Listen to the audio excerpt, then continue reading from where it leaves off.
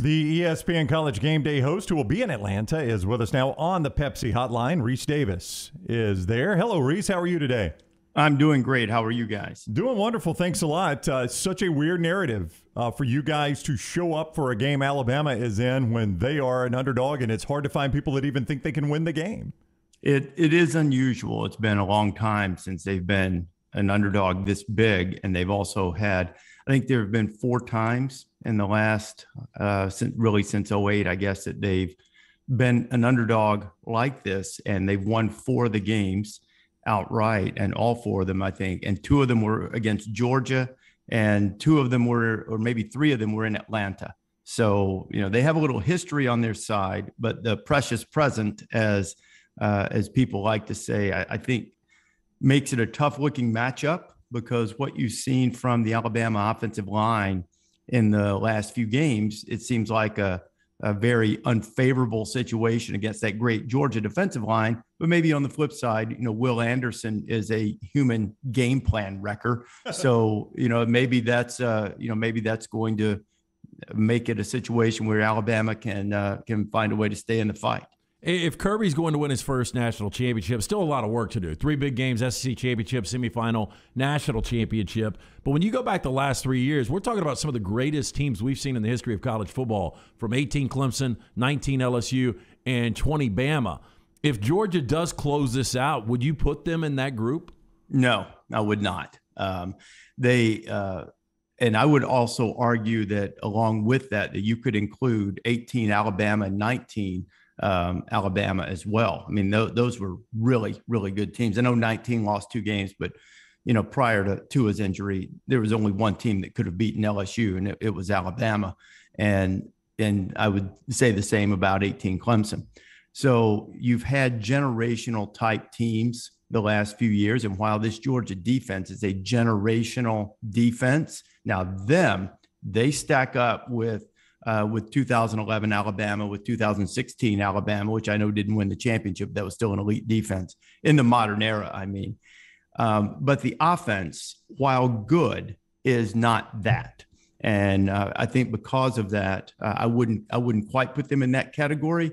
But there's nothing on the trophy that says you have to be a generational team to be champion. So, and I really think that the only team that can beat Georgia, and I don't favor them to do so, but I think the only team that can beat Georgia is Alabama. So, and actually, because styles make fights, I'm going to rephrase that. There are 2 teams that could have beaten Georgia, or could have, Alabama or Ohio State.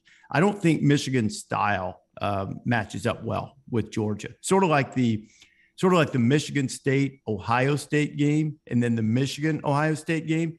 Michigan State didn't have the right pieces to be able to beat Ohio State, but Michigan did.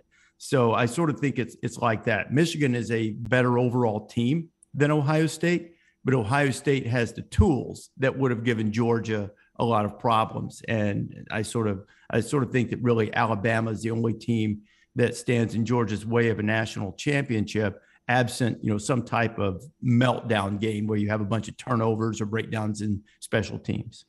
Is there you just came from Jim Harbaugh's big win up there against Ohio State. Is there a little bit of the same storyline for Kirby Smart against Nick Saban here? Is it one of those, if not now, then when, Rece, for Kirby Smart against Nick? That part of it, yes. I don't think it's quite as pronounced or quite as large an albatross for Kirby in Georgia as it was for Jim and Michigan. But yes, I mean, this is the year to do it. I don't, I wouldn't suppose that because of the way he's recruiting and the type of coach he is, there will be other shots. But this would be a bitter disappointment, I think, for Georgia people and for Kirby and certainly for the team first and foremost. I learned my lesson from the Saban press conference the other day. I mean, I already knew, but I think we already know that. Good reminder, anyway, a reminder. It would be a bitter, bitter disappointment. And there is a little. I think like I said for Oklahoma State last week, if not now, when. That's because Oklahoma State, while as good as Gundy has been and as consistent as they've been, they have to develop.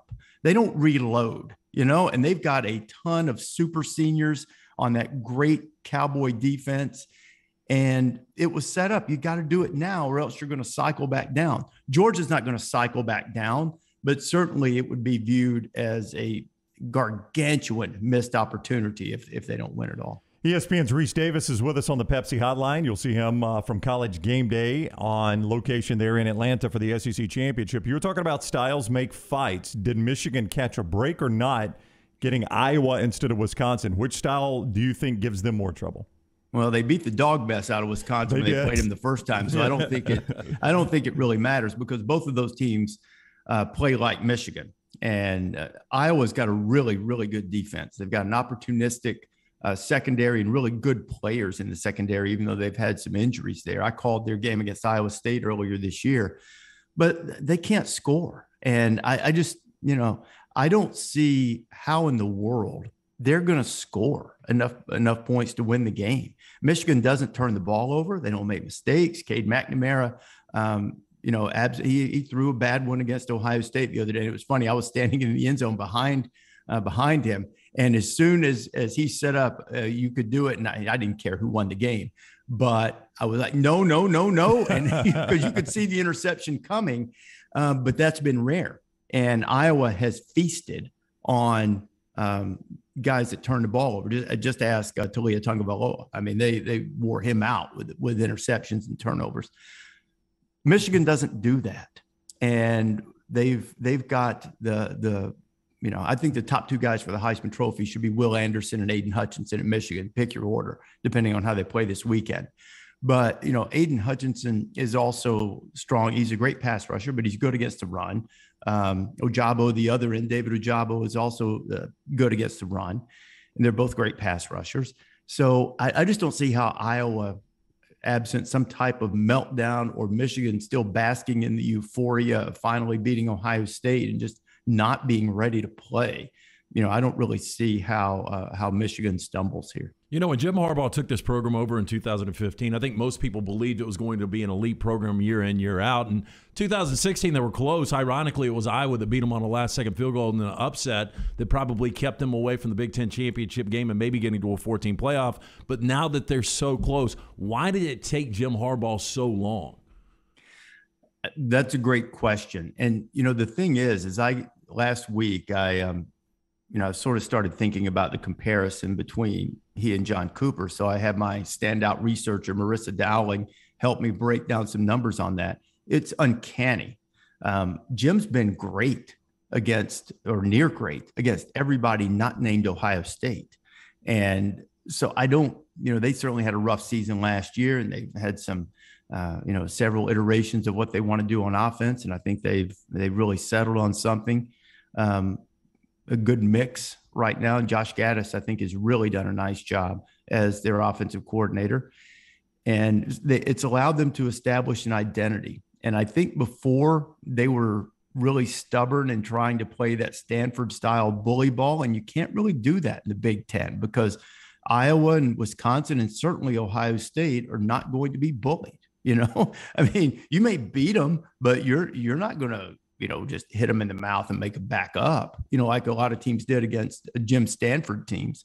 So it's maybe it's some of that, maybe I don't know. So, I mean, and the other thing too is, guys, who is beating Ohio State, save for the random upset here and there, which everybody's vulnerable to. It's sort of like saying, this team's not very good in the SEC West because they don't beat Alabama. I mean, who beats Alabama? I mean, not many.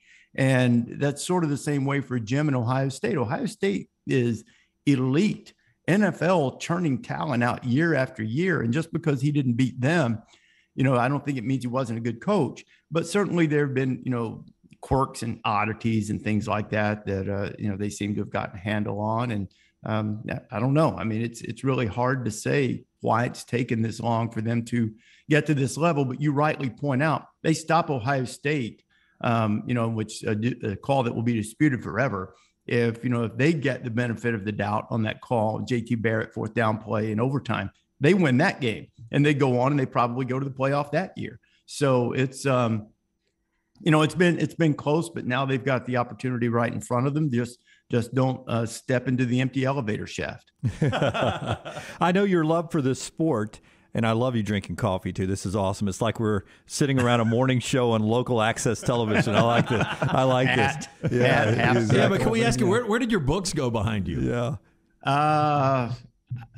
We've relocated. I'll put it that way. Fair enough. We've relocated. Yeah. Okay. Yeah. Well, I want to talk relocation because I know you love the sport. Lincoln Riley at USC. I'm an SEC guy, but there's something exciting about USC getting that kind of coach out there. There seems to be more interest instantly in the Pac-12. Well, that's what they needed. They needed a splash hire. They needed a guy who could draw talent. And, you've already seen that with the 23 quarterback, Malachi Nelson, who was going to Oklahoma. Now he's going to SC. And I think there are a couple other players who are following suit with that. So Lincoln was a tremendous hire for Mike Bone. But, and there's always a but I'm not trying to take everybody to negative town. I think he's going to be wildly successful there. That's what I think. But I also believe it's fair to point out that he was handed the keys in Norman to a Lamborghini that Bob Stoops had built. And, Lincoln drove the heck out of that Lambo. He drove the heck out of it, but he didn't build it. And now he's got to go and build it. There are chassis adjustments that need to be made. The fuel injectors need to be unclogged. The turbo lag needs to be addressed. And, everything down to the tires. They've got a lot to do at SC. He hasn't done that before. Doesn't mean he can't. I suspect that he will, because certainly he may have access in terms of skill position players anyway to the greatest auto parts, if we want to continue the metaphor, the greatest auto parts area in the world, with all of the quarterbacks and receivers and running backs he'll have access to, within a stone's throw of campus. So I think it's a great hire, and I think he'll do a great job. But he is being asked to do something that we haven't seen him do yet, and that's build the car, build the machine pretty much from the ground up. Alabama fan says, it's not the lack of books, Lance. Rece is doing it from the Georgia Trophy Room. Oh, no. That from Goal Line Stan on Twitter. That's pretty good. That's a great line. That's pretty good. I'll give him that. Pollock and I do a podcast every week, and I've been telling him, this is the year. He goes, man. He goes, we're Georgia people. We've seen this movie. We know how this goes. So, there is a sense among their fans, while they are confident on the one hand, there's some trepidation just because of the number of times that they've been on this stage and had their hearts broken, whether in the SEC championship game, whether the blackout game, whether the Labor Day night game, in 1985, whatever it is, they've, Alabama, as they have to many, has been a thorn in their side. They've vexed them for years. Yeah. And I've often thought that when Georgia beats them, and they will, whether it's, Saturday or another time, or not Saturday, and then again in the playoff or something like that, I don't feel like it'll be like on a batted down pass as time expires, or on a 2nd and 26 touchdown. I sort of feel like it'll be, 38-17, like that it'll be sort of one of those cathartic victories that they get, sort of much like, I guess, Michigan got against Ohio State last week. All right, see Rece bright and early Saturday on ESPN Gameday from just outside the Dome there in Atlanta. Thank you so much for the time. Actually, I think we're going to be in Fan Fest, so it'll be inside, much more comfortable. My apologies from inside Fan Fest. I was actually told that earlier this week and completely forgot. I thought I'd mentioned that to you. It's not your job to keep up with that. That's sort of me. I know. I got to know where to go. You guys know a quick story? They almost lost us going inside the big house on Saturday. We had a rookie driver, a kid who got scared and didn't realize he was in an escort and was driving like he was, proceeding across campus and yielding to pedestrians and other people and being polite. And I'm like, dude, show's not waiting on us. You've got to find a way in here. Because where we were, we couldn't walk. It was, it was like a long haul from the outside set inside. So anyway. So go see them inside of Fanfare right next to the Mercedes-Benz Stadium. Thank you so much for the time, Rece. All right, guys. See you later. All right, take care. Rece Davis with us on the Pepsi Hotline.